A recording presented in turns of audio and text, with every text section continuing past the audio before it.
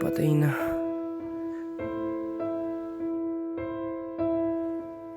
Namatay siyang hindi ko man lang nasilayan. Namatay na hindi niya nalalaman na bubuhay ako para sa kanya.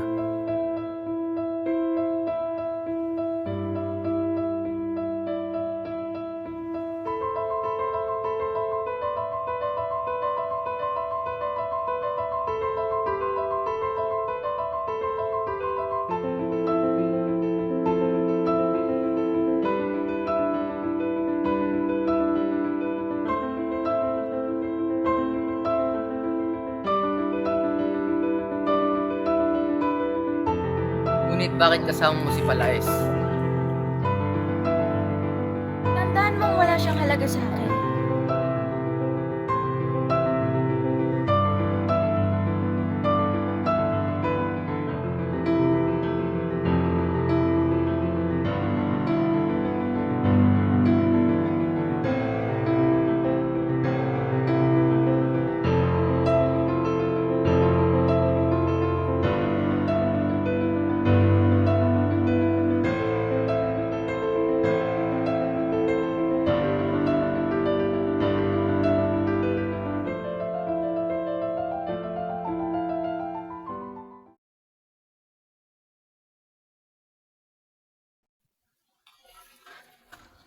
Kay daming tao. Kaibigan, tignan mo ang pisong may kehono. Binayaran ako ng mahal sa Frances. Mainam na ang pagkakadikit sa mga kartel. Kiko, kung alin na pisong ibigay ko sa'yo, magkano naman ang sa mga praile? Ano sa mga praile? Alam mo, ang mga praile ang may kagagawa ng ganitong pagdagsa ng mga tapo. Ang kalahati ng nagsipasok ay manonood at kalahati naman ay pinagbabawal ng mga praile. Mabuti ang iyong mga paskin, ngunit higit na mabuting pantawag ng tao ang mga ipinagbabawal ng mga praile. Tignan mo, Kiko, ang mga taong yan ay nagpunta rito dahil sinabi ng mga praile na huwag pumarito. Ang kalahati naman ay naririto sapagkat masasabi ang iyong kartel ay mahusay. Ngunit hindi na mabasa ang liyang pastoral at isipin mo na lang na walang nakabasa niyo. Kaibigan, sa palagay mo ba, dahil kaya sa tuligsa ni Padre Calvi, maaari ako mawalan ng hanap buhay? Marahil, Kiko, marahil lumihirap ng pagganap ng salapi. Halika.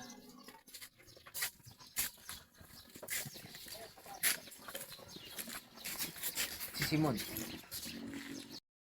Ang hudya ay isang putok. Huwag kayong magbahala. Ang general ang may utos niyan. Ngunit huwag niyo tong masasabi. Sunod niyo ang utos ko. Matataasan kayo ng tungkulin.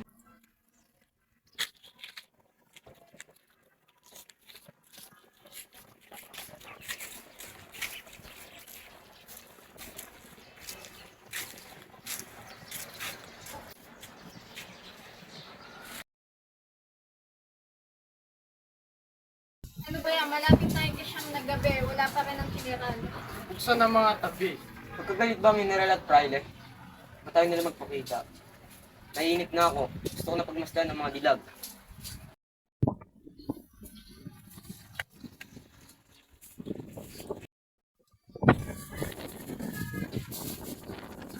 Usapan kami na ako munang manonood para masigurong disente ang dula. Ngunit, bakit nandito siya kasama ang aking kaagaw? Tubuhan na kaya siya ng pag-ibig sa mga kaakit-akit na artistang yan? Ang mga kahulugan ng Cervantes ay ang mga utusan at ang domestikes ay pautusan ng domestiko. Ano ang pinagkaiba ng servant sa mga domestic? Ang mga domestikes ay mga napaamo na. Ang mga Cervantes naman ay yaong may asal taong gubat. Totoo yan, ang iba ay walang galang. Marunong ng wikang Pranses si Juanito. Kahanga-hanga. Di tulad kay Tiborcio. Kung mamatay siya, si Juanito lamang ang swerte ang papakasalan ko.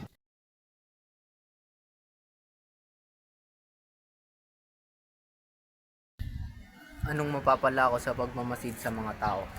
Si Basilia hindi dumalo sa pagtatangkal dahil sa abal niyang pag-aaral at pag-aalaga kay Kapitan Tiago at saka katutupos pa lamang niya kay Huli.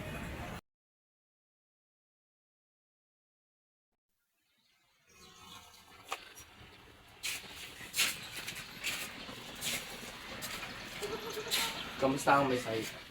Halos di na tumitibo ang kanyang pulso. Wala na siyang gano'ng kumain. Pinagpapawisan siya naman dahil malamig kada madaling araw. Talmak na ang laso sa kanyang buong katawan. Maaaring bukas makalawa ay mamamatay na siya ng parang tinamaan ng linti. Ang munting dahilan, sulok ng kalooban ay kainis niya ay mamamatay na siya. Gaya ng Pilipinas. Ang lalo nagpapahinga sa kanya ay panaginip, ang pagkatakot.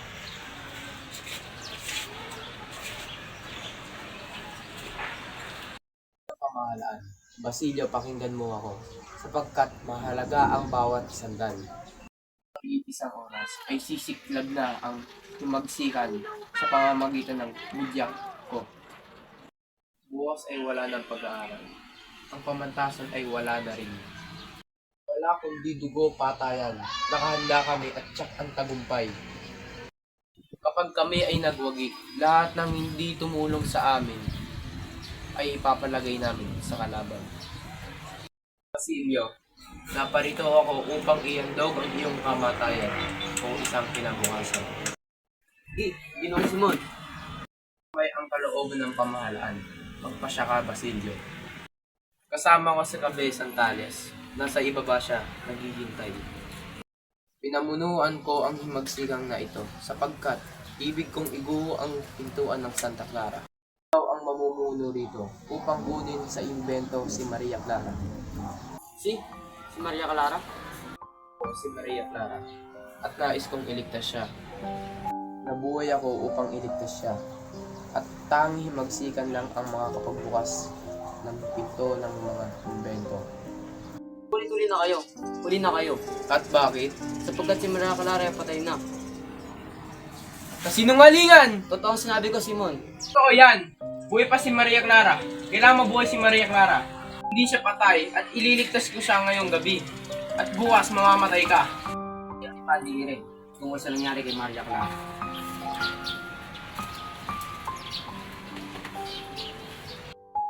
Namatay nang di ko lamang nakita.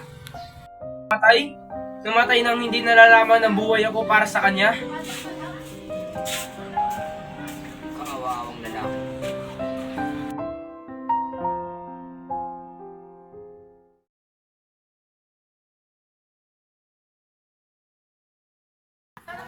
Darating kaya siya. Paulita. Ika, magandang umaga po. Ikaw, may nalalaman ka ba kung saan nagtatago ang aking mga negosyo? Hindi ko po alam. Di ba na, pupuntahan ka na lang ang aking magpapangasawa. Nakakabiglang nandito ka. Ikaw ang nakipagtipan sa akin. Paanong di? Ngunit kagabi, hindi mo ako pinapansin. Ngunit ang iyong mga mata hindi mawali sa mga artista. Nasa iyo ang intensyon ko at ang ideyang pumunta ka kahit may pinag-usapan na tayo. Pinilit lamang ako ng aking ali sa pag-asang makita ka. Ngunit bakit kasama mo si Palaes? Tandaan mong wala siyang halaga sa akin. Ang aking ali ang umiibig sa kanya. Pinapaalala ng iyong mukha ang dalisay ng aking bayang kinalakhan na nais kong makalaya. Kung paparoon ka, kahit minsan yakapin mong landas na iyon, at laruin ng iyong mga daliri ang tubig sa batisan. Ngunit balita ko'y kailangan pa dumaan sa bundok upang makarating doon. Tiyak akong maraming linta sa daan. Pupunta lamang ako kung nakakarwahe o tren. Di magtatagal, magkakaroon din ng daang bakal. Ngunit kailan pa? Kung ngayon ay uugod-ugod na akong dalaga. Naniniwala ako na madali lamang ang paggawa dahil sa aming pagtsatsaga. At kabayanihan na ang gantimpala ay kaginhawaan. Pangarap? Paano kung wala kayong mapala? Kung walang mapapala ang aming pagsisikap, palad akong mamamatay sa iyong matang mapagmalaki, na ang iyong iniibig ay ipinagtanggol ng karapatang kanyang bayan. Paulita, halina't baka ikaw si Punen. Ano na sa gali?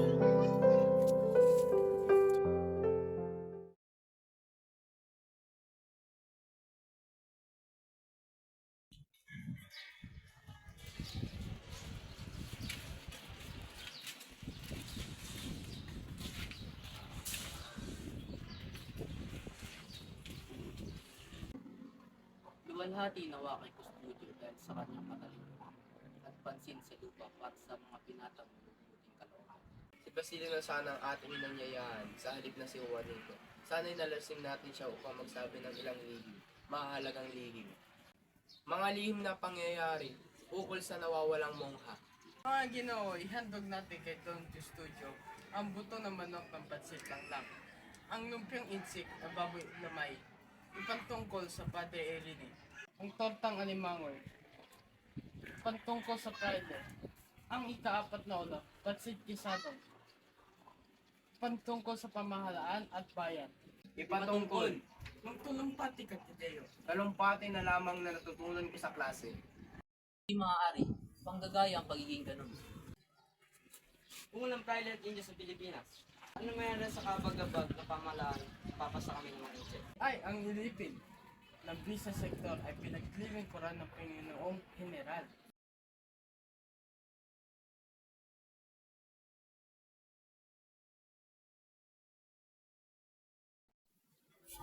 Walang galang lamang po. Ngunit, anong tungkol sa paghihimagsik? Tuklasan, tila marami na sangkot. Sino-sino ang mga nasangkot? Mauna na po kami, at kami ay may pupuntahan pa.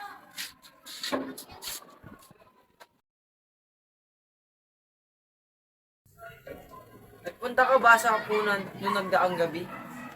Sa mga naginig ko pa Tiago, kaya di ako nakarating. Mabuti ka pumunta ka roon.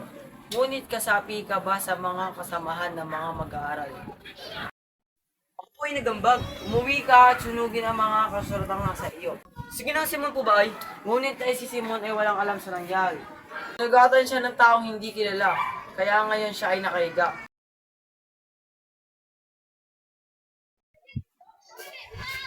Bakit ko nangangamay bangkay sa Kapitan Tago? Nananal niya siya ng bobek friend.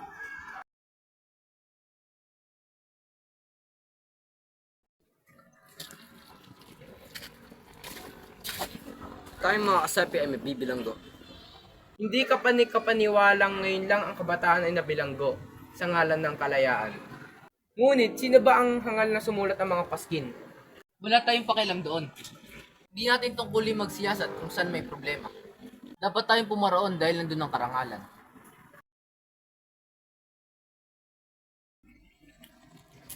Pati ba ikaw? Narito ako para kayo ay kasapi.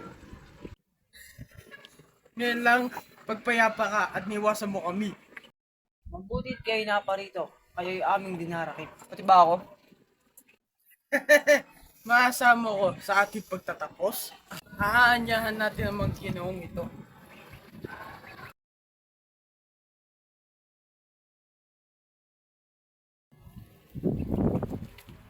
Alam mo isagan, hanga ko ang mga kabataan, malayang magpapayang sa kanilang school. Kahit na magkasulungat sa loobin sa isa't isa. Nabalitaan ko nagkaroon ng tipon sa pansiteria kagabi. Hindi ka ba humingi ng pamanhin kagabi? Hindi po, Padre. Mabuti, nangangahulugan na tinatanggap mong lubusan ang mga sinabi mo. Mabuti, nangangahulugan na tinatanggap mong lubusan ang mga sinabi mo. Karapatan mo magsalita sa iniisip mo ukol sa mga Dominiko. Tutuusin, hindi ka naman purong estudyante sa universidad. Dahil isang taon ka pa lang dito. Ngunit, hindi ka napabalikin dito dahil sa sinabi mo. Ano sa palagay mo ang dapat namin gawin? Hindi lamang po ang mga kabataan ang dapat sisihin. Sabi daw po sa inyo ng karamihan na ang pagkakaroon ng malayang isipan ay pag-aalsa na po sa simbahan at pamahalaan. Kaya't nanganganib na sa pag-uusig at panaginip ang sino man magpayag ng nasa isip.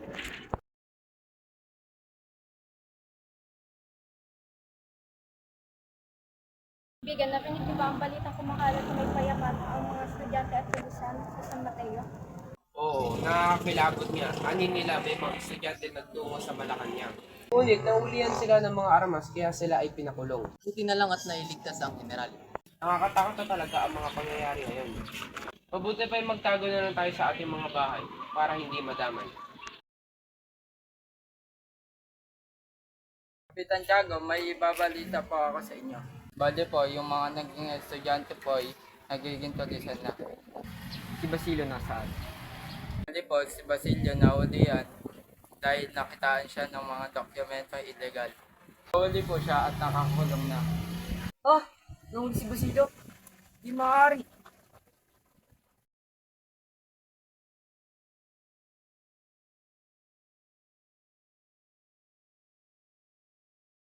Sa akin, hinahabilin ni Kapitan Tiago ang mga paghahating-ating ng pare-arean. Saklangan sa baba sa arsobispo, sa mga korporasyon ng mga praile at sa 20 piso. Iniwan niya sa matrikula sa mga naghihirap na mag-aaral. Ipinawalang bisa niya ang 25 piso para kay Basilio.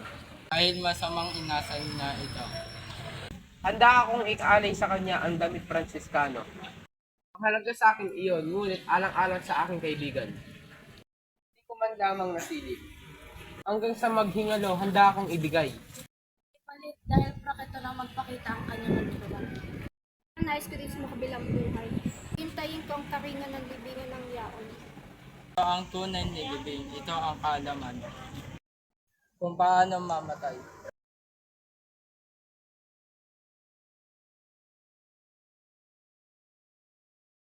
Sinabi ko na yan sa kanya. Ganyan nga ang kasasapitan niya. Kapag pumasok sa simbahan at nakita madumi ang bendita, hindi ito makukuos. Mabuti yan sa kanya. Parusa yan sa kanya ng Diyos. Kaya nakakahawa ang sakit ng agwa bendita. Mabuti na lamang at pinaalis ko dito si Judy. Ayoko makaaway ang mga praile, kaya pinilit ko siya maghanap ng pera at pambabayad sa akin. Kapilit ang pabayad ng utang sa akin. Ano ho? Kaawa-awang Basilio. Wala akong magawa sa kinahihinatnan niya ngayon. Isang manang namatay pa si Kapitan Chavo.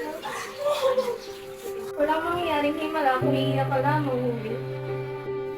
Ngunit isang paraan lang ang alam ko. Kahit kanino pa tayo humingi ng tulong, kay Padre Camora pa rin ako itinutulong lumapit.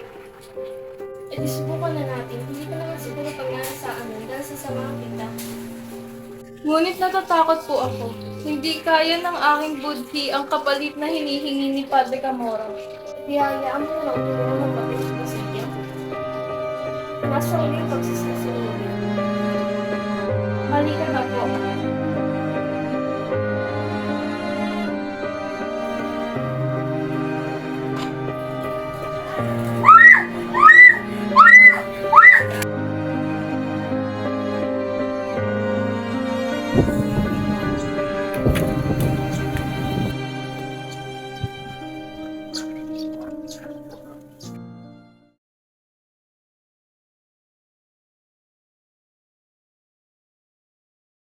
Si Basilio daw ay isang estudyante at alipit.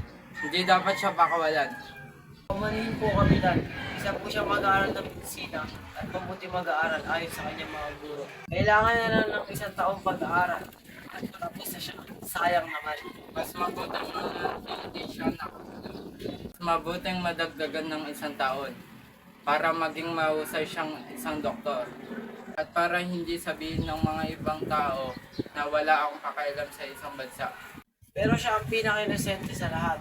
At ang hawak ng libro ay para sa medisina at sinulat ng mga Kastila.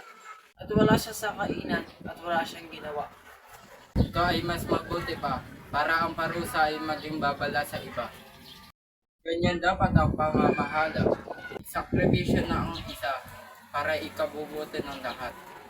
Sa akwang ko na ito, itatama ko ang mali nating mga opisyal na iba. Pero kapitan, hindi po ba natatakot sisihin ng iba? Ba't ako matatakot? Hindi ba't ako ay may kapangyarihan? Hindi ako pwede dalhin sa korte sa isang alipin. Ang pinaka-importante sa akin ay ang konsensya at wala na akong iisipin ng iba. Hindi po ito importante. Diyan ka sa Espanya, kaya mas mabuting bigyan mo ng magandang trato ang mga Pilipino para di sila pagkalis sa Espanya. Pinangako niyo noong dumating kayo, mamahala kayo ng tama at mabuti. Ako'y magbibiti ko na sa aking pwesto at babalik na sa Espanya.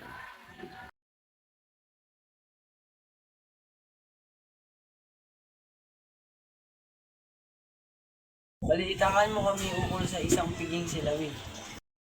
Isang bagay na yakin, malaki ang utang ninyo sa bayang ito. Totoo yan. Naghandog kayo ng hindi mababantay ang piging sa bahay ninyo. Marahil, ngunit wala akong bahay. Tingnan niyo sa langit ng tiyan. Nakuha yan ng ginaong pilais ng walang bayan. Kakasal na nga pala si Juanita. Pilais kay Juanito Gomez. Mapalad ang ilang tao na kabili ng bahay ng walang bayad. Ay pagbili ang paninda sa mabuting na lugar. Isa sa pangangalakal ang anak ng isang tagapagmana. Isang kapalaran na hindi makakamit ang ibang tao. Batid lang ninyo kung paano nakamit ni Ginoong Pilais ang kapalarang iyan. Totoo nga, kakasal na si Juanito kay Paulita. Ang pag-ibig ng dalaga sa makatang Isagani ay nawala. May kaugnayan ito sa mga pasking at pagkabibilang ko ng mga binati. Ayon nito sa makatang marahil hindi na pinagtatawanan ng lahat. Pinaghambing ni Paulita ang dalawang binata. Matalino si Juanito Pilais, bukod sa mayaman, may dugong Kastila. Si Isagani ay isang probinsyano. Walang pinangarap ko hindi ang gubat. At walang ikakapuring kamag-anak.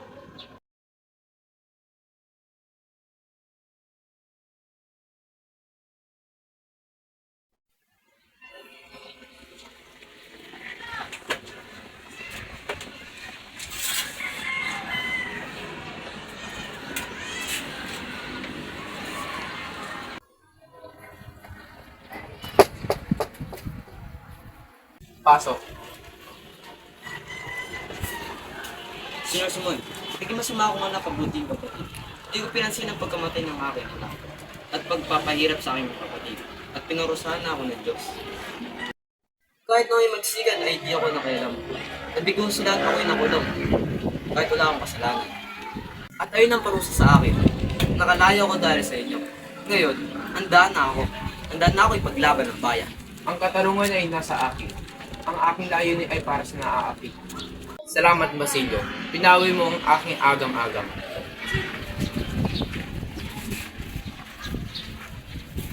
Para sa nang ko, napara na yan. Hintayin mo.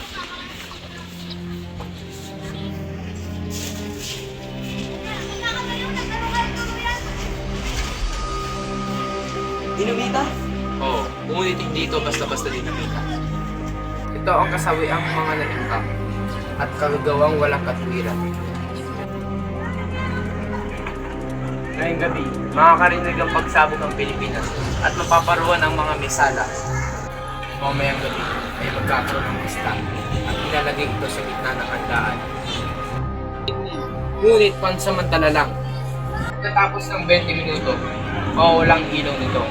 At pag inayos ang mitsa, ay sasabog ang bomba. Kung gayon, hindi niyo na po ako kailangan. Iba ang iyong gagawin. Pagkaroon ng pagsabog, lalabas ang mga taong kinasundo ko. Ikaw ang mamumuno sa iba. Dalhin mo sila sa bahay ni Quiroga dahil nandoon ang mga sandata. Mamatay ang mga mahihina. Lahat? Pati ang mga walang laban? Oo, lahat.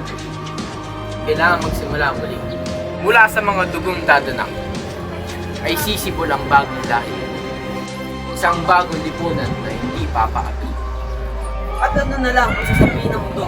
Ang gagawin natin ito. Pupurihin tayo ng daigdig.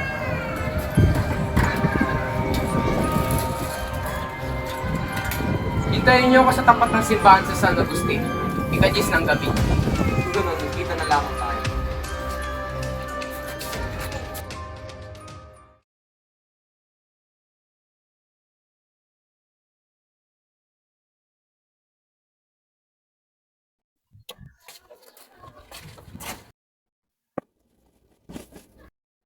Sigani. Nasaan kaya si Sigani? Wala naman si Sigani sa kanyang bahay. Nakalimutan ko ito nung isimon ko sa matatagpuan ng gulo. At nasabi niya sa akin, lumayo ko sa naloge. Naiisip ko lahat na nakakasulubong ko ay parang walang mga ulo. Pag dumating ang resulta, pagputok ng gulo. Nakita kong sarili ko nakatayo sa ibabaw ng mga bangkay. Wala itong nararamdaman ko. Nakakaramdaman ako ng takot. Ngunit nakakaramdam ako ng saya habang hawak ko itong aking baril. Alam ko na. Susunod sa akin ng mga takot na tao. Mananaig mo nga kami ng bakit pag hindi sila sumama sa aking plano. E natatanaw ako sa di kalayuan yung mga karawaing paparating. Kinasasakyan ng kabinataan at kadalagaan. At nandun si Juanito Palaez. At may kasama mo ay nakadamit ng kasal.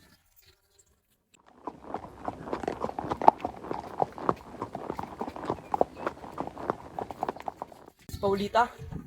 Taksil na Paulita. Kaawawang Sagani. Ano kaya mangyari sa kanya? Kaya pala wala si Sagani. Lubang dinaramdam ang kanyang kasaway ang sinapi. Naisip ko ang aking pagkabilanggo at ang aking kaibigan sa pag-aaral at ang sinapit ng aking kasintahan. O huli mahal ko. Kung di sana ako nabilanggo, ay magkasama pa tayo. At kasal na tayo. Sa mga alaalang bumalik sa aking isipan, hindi akong naplos ng pulubos ng aking parin. Sobrang nakakilabot ang mangyayari sa pagsabog ng lampara. Ang kasalanan ay mauwi sa libingan. Simon? Simon, lumabas sa dito. Ano ginagawa mo ron? Gusto rin siya sa mga alin ng abay sa kasal. At padala niya ang lampara.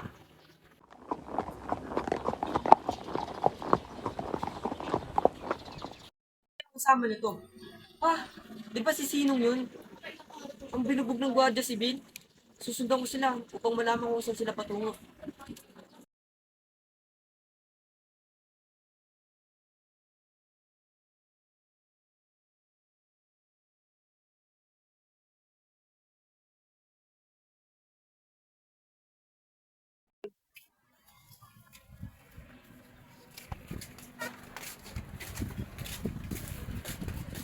Andyan na ang Kapitan General!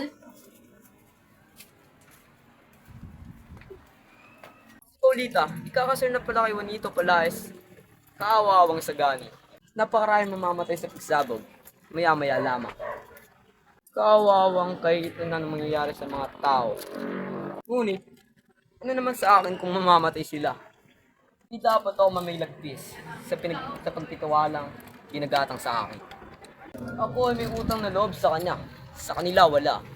Siya ang umukay sa libingan ng aking ina na pinatay nila. Ako'y nagpakabuti. Pinagsikapan ko magpatawad. Ano ang ginawa sa akin? Mamatay na lang sila.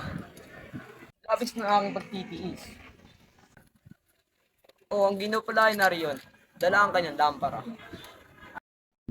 Sa bagong kasal. Oh, napakagandang ilawan. Maraming salamat, Ginoong Simon. Magamit? Oo, bakit hindi? Ilagay niyo roon sa inyong kainan.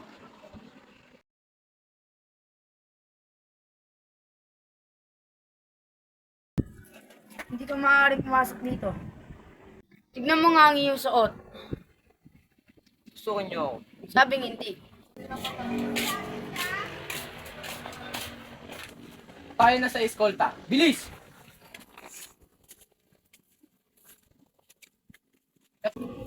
Marahil liligtas ng Simon ang kanyang sarili. Maaari na akong umalis. Basilio, ano ginagawa mo rin? Sigani, tara, umalis na tayo at bili. Ngunit, bakit ka alis? Punta na rin si Paulita. Iba na siya bukas. Hindi ko siya makita. Ano ba yung mamatay? Ano? Ano pinagsasabi mo, Basilio? Makinig ka, laman na lang para ay pulpura. Sabog ito anumang oras. Tara! Ngunit, bukas ay iba na siya. Sigani! Kaawa ang asanan ng Diyos.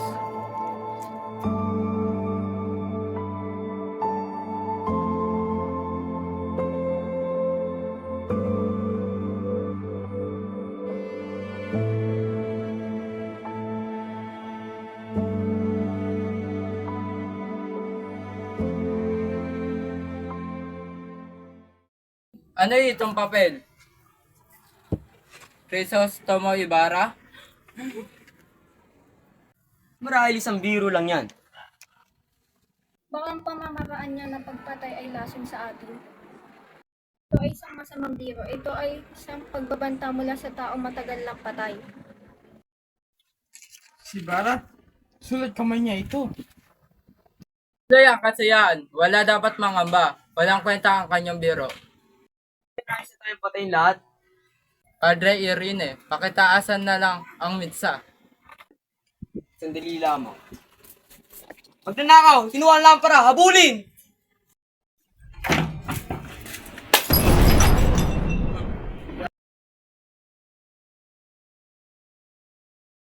Kailangan ko na yata maipathala ang pangyayari sa kasalan. Pagkabayani ng Kapitan General ay di matatawaran. Ganon din ang pagkamatapang ni Padre Irene sa paghabol sa magnanakaw ng lampara. Pasensya na, Ginoo. Hindi pinayagan na ilatala ang iyong pahayag. Sapagkat ayaw ng Kapitan General na may lumabas na kahit anong balita. Tungkol sa gabi sa nangyaring kasalan. Hindi maaari. Ang ganoong dahilan ay maaaring tulad sa pagpatay sa isang batang maganda at matapang na dalaga. Ang gayong paghihirap ay hindi pwedeng walang gantimpala sa Diyos.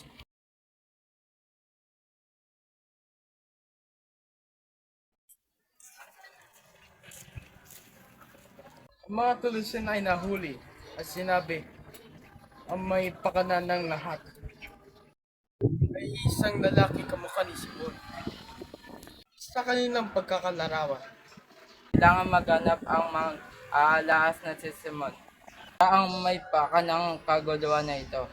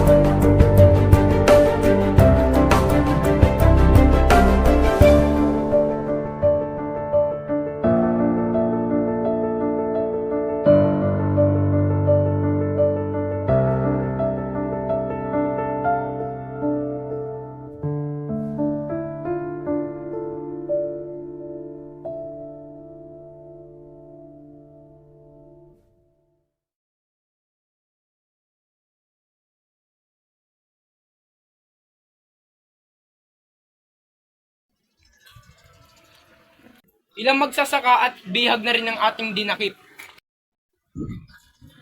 Kailangan to upang mapaghandaan ang pagsugod ng mapanghimagsik. Tulong! Gutom na kami! Ang init! Hanggang kailan pa ba lalakarin namin? manahimik! Hoy mautang, kaya mo sila maglakad ng payapa. Nga lamang, Carolina. Ano ba ang ginagawa ninyo sa mga bihag ng digma? Mangyari kaaway na nagsilaban ng mga iyon. Mga ito'y kababayan natin. Ginaganyan natin iyan upang lumaban o tumakas at nang barilin na lamang natin.